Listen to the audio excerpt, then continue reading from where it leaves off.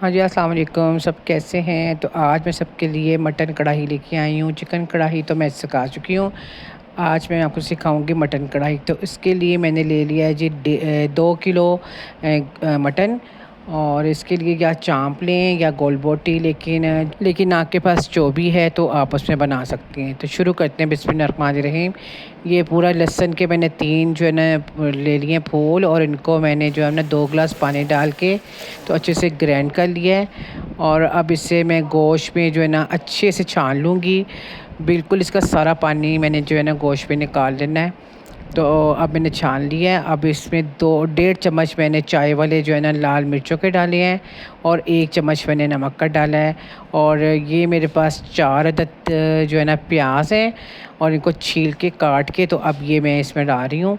तो ये मेरे पास 1.5 किलो टमाटर थे, इनके 2-2 पीस करके मैंने गोश्त के ऊपर अच्छे से रख दिए हैं, और इसको मैंने ढाँप के स्टीम कर लिया। इसके छिलके आसानी से उतर जाते हैं। ये देखिए जी, मेरे टमाटर अब सारे स्टीम, मैंने इनके सबके छिलके जो है ना रिमूव कर लेने हैं और पानी खुश्क कर लेना है।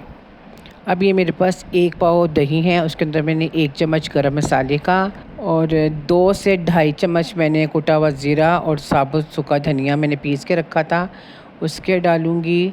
और इसके साथ में आधा चम्मच जो है ना सफ़ेद मिर्चों का इसमें डालूँगी। उससे इसका बहुत अच्छा और यूनिक सा जो है ना फ्लेवर आता है। ये देखिए, आधा चम्मच मैंने सफ़ेद मिर्चों का डाल दिया, और साबुत मैंने 5 से 7 अदद लाल मिर्चें डाल दी हैं। और इन्हें मैं मिक्स नहीं करूँगी आपस में, ऐसे ही जो है ना इसे मैं कढ़ाई के ऊपर डालूँगी। अब ये देखिए मेरा गोश्त कितना अच्छे से गल गया है, ये देख लें इसी 2 गिलास पानी में। तो बस अब यहाँ पे पानी हो गया इसका खुश्क। यहाँ पे मैं इसमें डालूँगी जी 2, ये जो मेरे पास चम्मच है ये ऑयल के, और 1 चम्मच मैं घी का भर के डालूँगी। चाहे ये जितना मर्ज़ी अपना ऑयल या छोड़े, लेकिन फिर भी इसमें घी और ऑयल दोनों ज़्यादा जाते हैं।